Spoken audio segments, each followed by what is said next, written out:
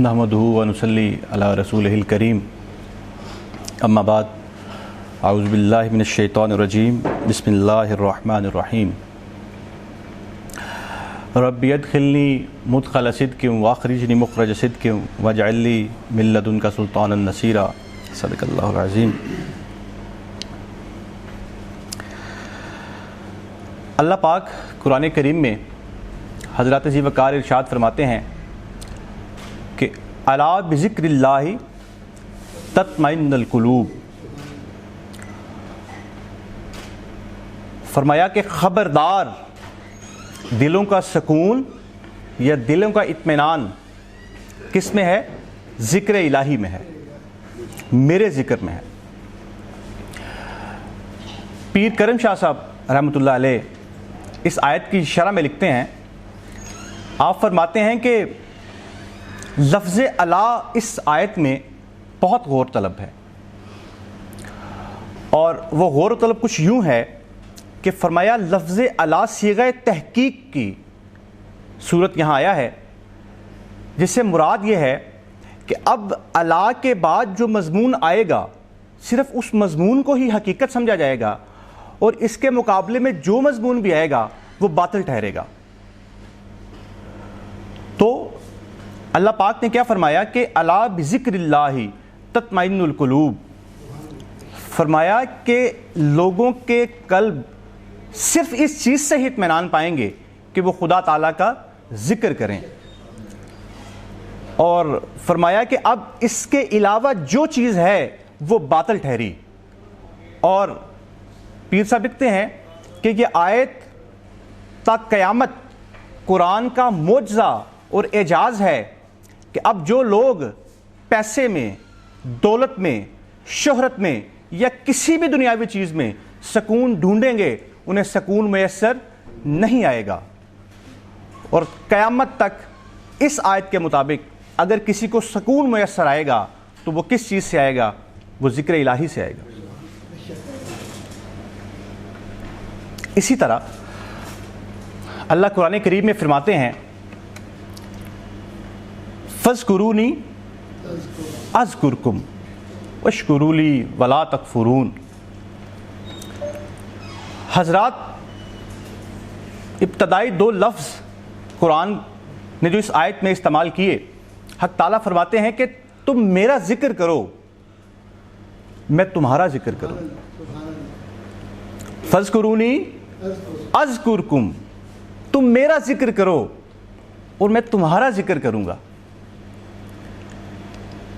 तो हज़रत इब्ने अब्बास रज़ी अल्लाह ताला अन्हु से किसी ने पूछा कि हज़रत, इस आयत के मुताबिक ये बात तो समझ में आ गई कि हम खुदा का ज़िक्र करें, और उस हवाले से मुख्तलिफ़ रवायात, मुख्तलिफ़ तुरुक और मुख्तलिफ़ इबादात दर्ज हैं जिनके मुताबिक हम अल्लाह का ज़िक्र करते हैं या खुदा ताला को याद करते हैं, उसकी हमद बयान करते हैं।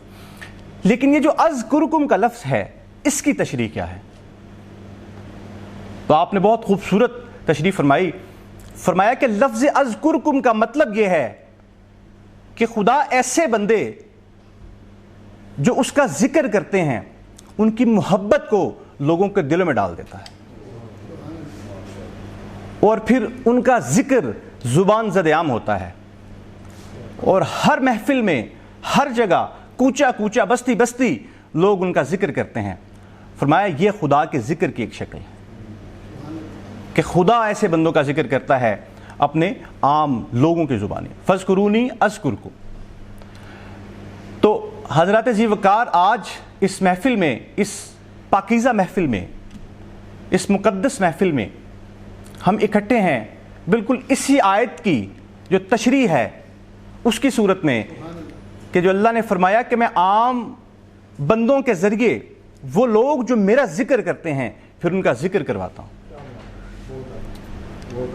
तो आज जिस शख्सियत के ज़िक्र के लिए हम इकट्ठे हैं, जिनके तज़किरे के लिए हम आज मौजूद हैं, वो एक बहुत अजीम सूफ़ी, एक बहुत बड़ी हस्ती, और मैं तो कहूँगा कि अपने वक्त के गौस सूफ़ी बरकत अली लुधियानवी क़ुद्दसिर्रहुल अज़ीज़ رحمۃ اللہ علیہ آپ کے ذکر کے لیے آج ہم اکٹھے ہیں، اور انشاءاللہ آج آپ کے سامنے میں ان کی ایک انتہائی مشہور کتاب جو کہ 30 والیومز پر مشتمل ہے، جس کے 30 والیومز ہیں، ان میں سے ایک والیوم کے اوپر آج ہم گفتگو کریں گے، اور میں آپ کے سامنے جو آپ کے اقوال ہیں، اقوال زرعی ہیں، ان کا ذکر کروں گا۔ میری مراد آپ کی کتاب مقالات حکمت سے ہے، جس کی جلد 4 کا آج ہم تذکرہ کریں گے، اور احباب تک آپ کے عظیم اقوال میں پہنچانے کی کوشش کروں گا۔ اس سے قبل آپ کی شخصیت کے چند پہلو، آپ کے متعلق ایک بیسک انفارمیشن میں حاضرین کے گوش گزار کر دوں۔ صوفی برکت علی لدھیانوی رحمۃ اللہ علیہ، آپ کا تعلق قادری سلسلے سے ہے، اور آپ کے پیر و مرشد کا نام سید امیر الدین سہارنپوری رحمۃ اللہ علیہ ہے۔ آپ کا تعلق انڈیا کے شہر لدھیانہ سے ہے، اور وہاں سے ان 1947 ہی مائگریٹڈ، اور انہوں نے وہاں سے ہجرت کی اور فیصل آباد تشریف لائے۔ آپ کے والد گرامی کا نام حضرت نگاہی بخش ہے، اور آپ کی والدہ محترمہ کا نام حضرت جنت بی بی ہے۔ آپ کا گھرانہ شروع سے ہی انتہائی مذہبی گھرانہ، اور اس سے قبل بھی آپ کی نسل سے 3 بڑے صوفیاء انڈیا میں ہو گزرے ہیں، لیکن آپ نے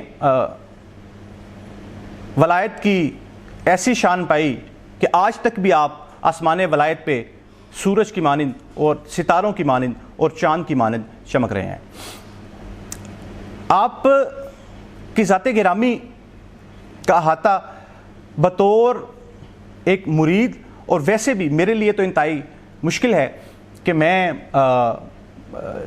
جب یہ کتاب پڑھنا شروع کی، آباد بھائی کو علم ہے کہ ہم دونوں اکٹھے تھے جب ہم نے یہ کتاب حاصل کی، تو جیسے جیسے میں نے اس کتاب کو پڑھنا شروع کیا تو مجھ پہ یہ حقیقت کھلتی گئی کہ مجھ جیسے ناچیز اور مجھ جیسے کم علم کے لیے یہ انتہائی مشکل بات ہے کہ اس عظیم ہستی کے ان عظیم اقوال کو سمجھا جائے اور لوگوں تک پہنچایا جائے، لیکن اس خواہش کے ساتھ کہ اس بے بہا خزانے کو لوگوں کے سامنے پیش کیا جائے، تو ہم نے کوشش کی کہ اس محفل کو، اس بزم کو سجایا جائے، اور یہ ایک چھپا ہوا جو خزانہ ہے اسے عیاں کیا جائے اور لوگوں کے سامنے پیش کیا جائے۔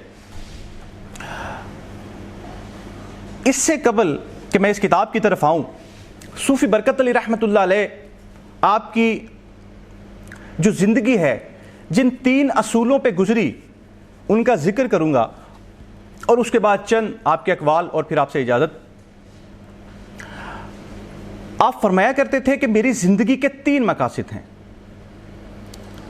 اور کسی بھی شخص کو زندگی 3 اصولوں کی بنیاد پہ گزارنی چاہیے۔ نمبر 1، فرمایا کہ خدمت خلق میرا سب سے پہلا جزو اور میری زندگی کا سب سے بڑا مقصد ہے۔ آپ خدمت خلق میں اس حد تک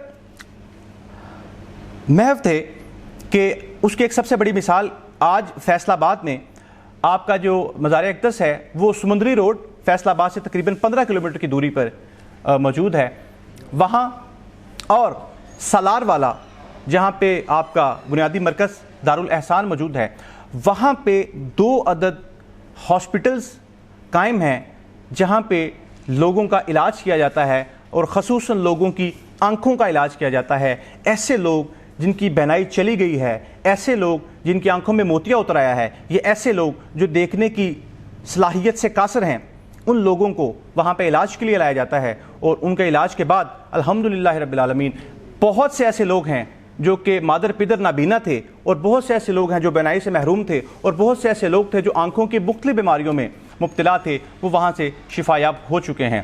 خدمت خلق کا یہ ایک مظہر، اور اس کے علاوہ آپ کے دربار کے اوپر صبح سے لے کے شام تک اور رات گئے تک اور ساری رات صبح تک حاضرین آتے ہیں اور مستفیض ہوتے ہیں اور خدمت ان کی جاتی ہے۔ اسی طرح دوسرا دوسرا مقصد فرمایا کہ ذکر الہی، ذکر الہی آپ نے فرمایا کہ زندگی کا دوسرا بڑا مقصد ہے، اور جس کی تفسیر آگے انشاءاللہ آئے گی۔ اور تیسرا تبلیغ اسلام، کہ اسلام کی تبلیغ، اس کی ترویج اور لوگوں تک اسلام کا اور نبی مکرم صلی اللہ علیہ وسلم کا پیغام پہنچانا، یہ آپ نے فرمایا کہ میرا تیسرا اور سب سے بڑا کام ہے۔ تو ان تین ہی امور کے گرد آپ کی ساری زندگی گھومتی ہے، خدمت، ذکر اور تبلیغ، اور اس کا ذکر انشاءاللہ آگے آئے گا۔ مقالات حکمت جلد 4 انتہائی خوبصورت اور آپ کے اقوال اور آپ کی گہری سوچ کی عکاس۔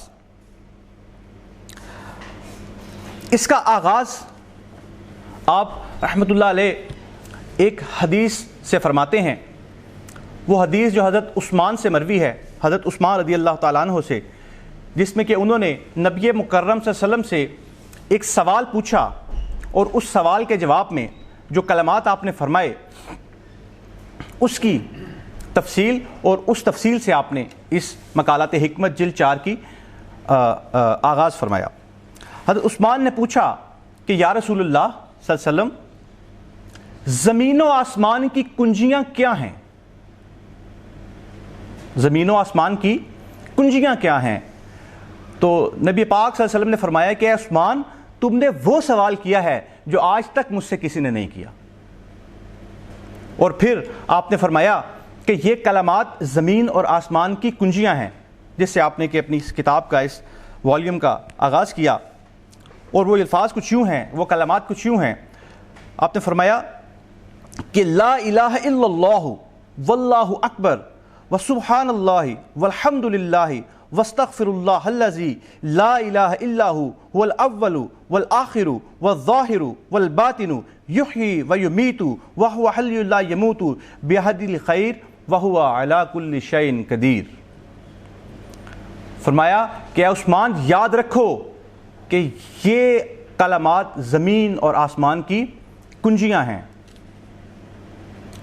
اور کہا کہ کوشش کرنا کہ ان کلمات کو دن میں 100 مرتبہ ضرور ادا کرنا، دن میں 100 مرتبہ ضرور ادا کرنا، اور وقت نزاع سے قبل ان کو کبھی فوت مت ہونے دینا، ان الفاظ کو کبھی فوت مت ہونے دینا۔ اور فرمایا کہ اس سے 10 بڑے فوائد حاصل ہوں گے، جن میں سے ایک فائدہ یہ ہے کہ تمہارے پچھلے تو ہوں گے، تمہارے اگلے گناہ بھی معاف کر دیے جائیں گے، تمہارے اگلے گناہ بھی معاف کر دیے جائیں۔ تو اس حدیث مبارکہ کے ساتھ آپ نے اس مقالات حکمت کا آغاز فرمایا، اور اس میں مختلف مضامین کے تحت آپ نے اقوال لکھے، جس میں ذکر کی حقیقت، لوگوں کی خدمت خلق، تبلیغ اسلام، اتحاد بین المسلمین، لوگوں کے ساتھ سلوک، لوگوں کو کھانا کھلانے کے فوائد، تحفے تحائف آپس میں لینا دینا، اور انسانی زندگی کے مختلف پہلو، انسان کا میل جول، اس حوالے سے آپ نے انتہائی قیمتی اقوال زرعی سے اس کتاب کو معطر فرمایا۔ میں کوشش کروں گا کہ چونکہ وقت کم ہے تو 2-3 پہلو آپ کے سامنے رکھوں، جن میں سب سے بڑا پہلو جو آپ کی ساری زندگی آپ کے ساتھ رہا وہ ہے ذکر الہی۔ اور ذکر الہی کے متعلق کیا خوب آپ نے ارشادات فرمائے، اور اگر ان کے اوپر عمل کیا جائے تو ہماری زندگی یقیناً دنیا میں گلزار بن جائے گی۔ ذکر کے حوالے سے فرماتے ہیں کہ ذکر کی اقسام نہیں، صرف قسم ہے۔ ذکر کی اقسام نہیں، صرف ایک ہی قسم ہے، اور وہ ہے ذکر دوام، جو کہ ہر وقت، ہر حال میں، ہر مقام پر جاری رہتا ہے۔ اور فرمایا کہ ذکر دوام جب قائم ہو جاتا ہے، ذکر دوام جب قائم ہو جاتا ہے تو یہ خیالات کو پاک کر دیتا ہے،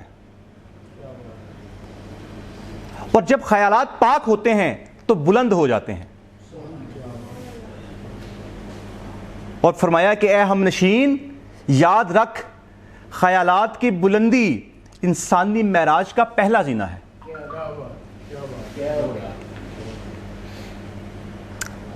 اسی طرح فرمایا ذکر کے حوالے سے ہی فرمایا کہ اسم اعظم کی تو خیر ہر کسی کو خبر نہیں، اسم اعظم کی تو خیر ہر کسی کو خبر نہیں، تاہم ذکر دوام اسم اعظم کی تاثیر رکھتا ہے. ذکر دوام اسم اعظم کی تاثیر. اور اسی طرح فرمایا کہ سانس تن کی اور ذکر من کی زندگی ہے. سانس تن کی اور ذکر من کی زندگی ہے. جیسے تن سانس کے بغیر زندہ نہیں، ایسے ہی من ذکر کے بغیر مردہ ہے. من ذکر کے بغیر مردہ ہے. اسی طرح فرماتے ہیں اور عمل کی اور فعل کی ترغیب میں آپ کیا خوبصورت ایک آپ کا قول ہے. فرمایا کہ کسی خصلت کو اپنا فصاحت کوئی چیز نہیں، نہ کوئی رنگ چڑھاتی ہے اور نہ کوئی پھل لاتی ہے. قول فعل کے ساتھ معتبر ہوتا ہے. قول فعل کے ساتھ معتبر ہوتا ہے. اسی طرح وقت کی اہمیت پہ ایک آپ کا بہت خوبصورت کلام کہا. اور دیکھیے کتنی سادہ بات، کیونکہ مخاطب سادہ تھے. مخاطب ایسے لوگ تھے کہ جن کو سلیس زبان میں ہی بات سمجھانا ضروری تھی. تو کہا کہ تیرے ایک وقت کے کھانے پہ 1 گھنٹہ لگتا ہے، جبکہ یہ تو چند منٹوں کا کام ہے. تیرے ایک وقت کے کھانے پہ 1 گھنٹہ لگتا ہے، جبکہ یہ تو چند منٹوں کا کام ہے. اور یہ اس میں کوئی شک نہیں کہ ہمارے جو معمولات ہیں اور ہمارے جو روزمرہ کی مصروفیت ہے، اس میں ہمارے جو وقت کا ایک بہت بڑا حصہ ہے وہ کھانے پینے کے اندر ہی گزر جاتا ہے. اور یہ بہت اہم کام تصور کیا جاتا ہے تمام دن کے اندر. اور میں تو بلکہ یوں کہوں گا کہ ہمارے اکثر گھروں میں کھانا پینا ہی تمام دن کی ایکٹیویٹی ہے، صبح سے لے کے شام تک. لیکن کیا کہا کہ یہ تو چند منٹوں کا کام ہے، یعنی اس میں وقت صرف مت کرو.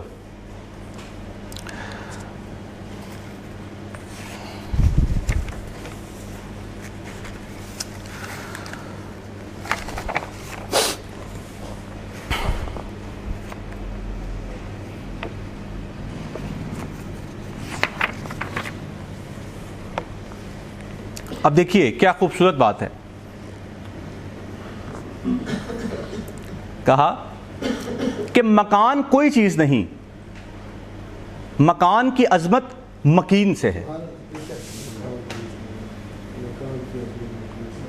مکان کوئی چیز نہیں، مکان کی عظمت مکین سے ہے. اور اسی طرح کہتے ہیں کہ چودراہٹ انسانیت کا پست ترین مقام ہے، جسے ہم دنیا داری میں بلند ترین مقام سمجھتے ہیں.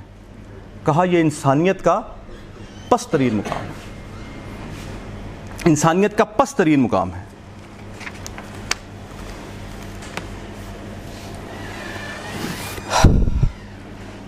اور صوفی صاحب رحمۃ اللہ علیہ کی مولا حسین کے ساتھ ایک انتہائی قریبی نسبت ہے.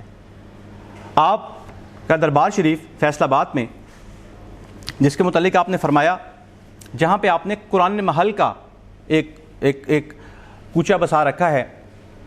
صوفی صاحب کے جو بہت سارے امور تھے، جو بہت ساری آپ کی خدمات تھیں، ان میں سے ایک خدمت آپ کی قرآن محل کا قیام ہے. جس کے متعلق آپ فرمایا کرتے تھے کہ لوگوں نے اپنے محبوب کے لیے تاج محل بنائے اور شیش محل بنائے، ہم نے اپنے محبوب کے لیے قرآن محل بنایا ہے، اور اس میں پوری دنیا سے ایک تولے کا قرآن پاک بھی موجود ہے، اور ایک تولے سے لے کے بہت مختلف اقسام کے اور مختلف سائز کے قرآن پاک موجود ہیں، اور آپ کی اس وقت جو قرآن محل ہے اس میں 6 لاکھ سے زیادہ قرآن پاک موجود ہے،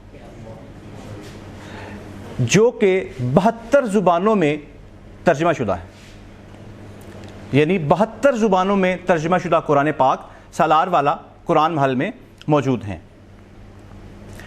اسی قرآن محل کے متعلق آپ نے فرمایا، اور ایک جگہ کو مختص کر کے آپ نے فرمایا، اور آج بھی وہ جگہ وہاں پہ موجود ہے کہ یہاں مولا حسین میری بار بار گزارش پہ تشریف لائے، اور کہا انشاءاللہ قیامت سے قبل ایک دفعہ وہ یہ فضل دوبارہ فرمائیں گے، اور اس ترغیب کے ساتھ کہ اس جگہ پہ آیا کرو اور جایا کرو کہ یہاں پہ وہ فیوز و برکات موجود ہیں۔ تو اس متعلق آپ نے بہت وسیع کلام ہے آپ کا، لیکن اس کا ایک چھوٹا سا اشارہ فرمایا کہ حسینیت اور یزیدیت کیا ہے۔ میں حسینیت تا ابد نیکی اور یزیدیت ہمیشہ کی برائی۔ حسینیت ابد تک کے لیے نیکی اور یزیدیت قیامت تک کے لیے برائی۔ اور اسی حوالے سے آپ نے مختلف مزید بھی اپنے خیالات کا اور تاثرات کا اظہار فرمایا۔ اب دیکھیے کیسا لطیف نکتہ ہے، فرماتے ہیں کہ اہل ذکر کے 3 مقام ہیں، اہل ذکر کے 3 مقام ہیں۔ جب ذاکر، فرمایا پہلا، جب ذاکر اور مذکور روبرو ہوں، اور مجھے وہ مولا علی کی وہ یاد آتی ہے، فرمایا علی نے اس وقت تک سجدے سے سر اٹھایا ہی نہیں جب تک خدا کا دیدار نہیں کیا۔ اس حدیث کی تشریح میں فرمایا کہ یوں سمجھو نماز کو اس حالت میں ادا کرو کہ جیسے تم خدا کو دیکھ رہے ہو، یا پھر اس حالت میں کہ جیسے وہ تمہیں دیکھ رہا ہے۔ ٹھیک، تو اس نسبت سے حضرت علی سے کسی نے پوچھا کہ یہ جو بات ہے کہ اس طرح خدا کا ذکر کرو اور خدا کی بارگاہ میں اس طرح پیش ہو کہ جیسے تم خدا کو دیکھ رہے ہو، تو کبھی خدا کو دیکھا ہے؟ تو فرمایا علی نے اس وقت تک سجدے سے سر ہی نہیں اٹھایا جب تک اس کو خدا کا دیدار نہیں ہو جاتا۔ اب یہ وہ لوگ تھے کہ جن کا دیدار ہمارے والا دیدار نہیں ہے نا، جو ان آنکھوں سے نہیں دل کی آنکھوں سے دیکھتے، تو وہ دیدار کی بات۔ تو فرمایا کہ اہل ذکر کا ایک مقام یہ ہے کہ جب ذاکر اور مذکور روبرو ہو جائیں۔ فرمایا اس کے بعد کا مقام یہ ہے کہ ذاکر مذکور کے ادب میں اور اس کے احکام کا پابند ہو جائے، ذاکر مذکور کے ادب میں اس کے احکامات کا پابند ہو جائے، محب کی بات کو محبوب اس کے ادب میں مانتا ہے، ڈر سے نہیں۔ تو فرمایا کیا کہ ذاکر مذکور کے ادب میں اس کے احکام کا پابند ہو جائے۔ اور فرمایا پھر تیسرا کہ ذکر کا ایک مقام وہ ہے جو میں نے پہلے ذکر کیا کہ کسی شخص کو ذکر دوام نصیب ہو جائے۔ اسی طرح آگے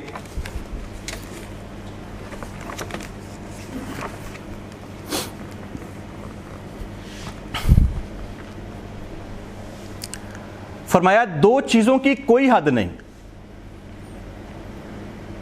الہی 2 چیزوں کی کوئی حد نہیں، ایک میرے عیب کی اور دوسرے تیرے کرم کی، ایک میرے عیب کی اور دوسرے تیرے کرم کی، کوئی حد نہیں۔ اور یہ جملہ تو آپ اکثر فرمایا کرتے، اور آپ سالار والا تشریف لے جائیں یا فیصل آباد تشریف لے جائیں تو یہ جملہ زبان زد عام ہے۔ فرمایا کرتے تھے کہ یا اکرم الاکرمین، بے شک تیرا کرم مکمل اور تو کریم بے مثال ہے. اور سب کہ تیرا کرم مکمل اور تو کریم بے مثال ہے.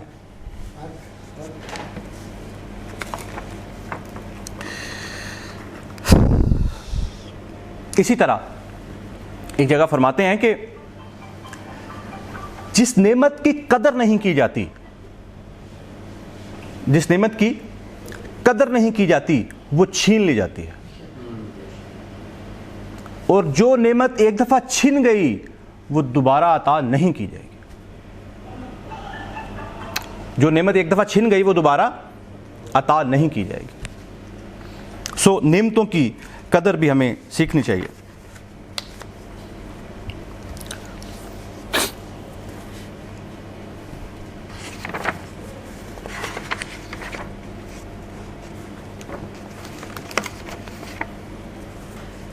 انتہائی خوبصورت جملہ کہتے ہیں کہ اہل ذکر کے نزدیک ذکر کثیر کی تعداد 100-200 نہیں بلکہ کم از کم 1.25 لاکھ ہے. اہل ذکر کے نزدیک ذکر کثیر کی تعداد 100-200 نہیں، کم از کم 1.25 لاکھ ہے. اس سے آپ اہل ذکر کے اور سلوک کے مسافروں کے شب و روز کا اندازہ لگا سکتے ہیں کہ ان کے ذکر کا کیا عالم ہوگا. اسی طرح فرماتے ہیں کہ نظریہ مت بدل، نظریہ مت بدل، نظریہ اہل نظر کی طرف سے عطا ہوتا ہے. نظریہ مت بدل، نظریہ اہل نظر کی طرف سے عطا ہوتا ہے.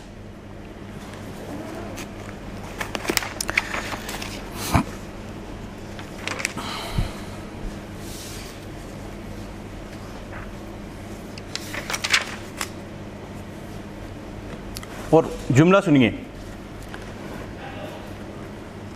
کہا کہ تم نے اپنی پہچان بھلا دی،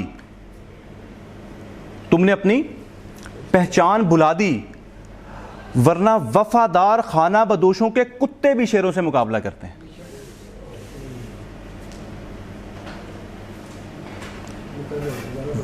نے فرمایا کہ تم نے اپنی پہچان بھلا دی ورنہ وفادار خانہ بدوشوں کے کتے بھی شیروں سے مقابلہ کرتے ہیں. دیکھتے ہیں آپ کتے ارد گرد جا رہے ہوتے ہیں، کسی کو نزدیک نہیں آنے دیتے.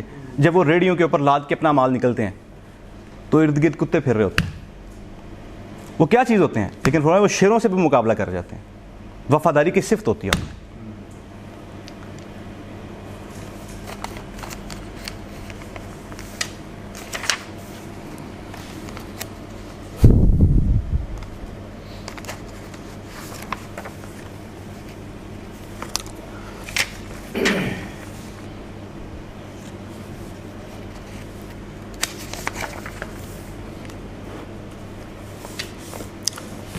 اور آخری جملہ فرمایا کہ خدا کی سب سے بڑی صفت اس کی صفت ستار العیوب ہے. خدا کی سب سے بڑی صفت اس کی صفت ستار العیوب ہے کہ وہ دیکھتا ہے، سنتا ہے، جانتا ہے، مگر کچھ نہیں کہتا اور کچھ نہیں کرتا. اور کہا کہ اگر وہ کچھ کرتا، فرمایا کہ اگر وہ کچھ کرتا تو ساری کی ساری شان اور آن غرق ہو جاتے. یہ جو آج کلف لگا کے ہم، فرمایا اس کی سب سے بڑی صفت اس کی صفت ستار العیوب ہے. تو یہ مختصر سا ایک تعارف تھا جو میں نے وقت کے حساب سے آپ تمام احباب کے سامنے پیش کرنے کی کوشش کی. آج کی اس محفل کا مقصد ایک اور پیغام بھی آپ کو پہنچانا تھا کہ انشاءاللہ العزیز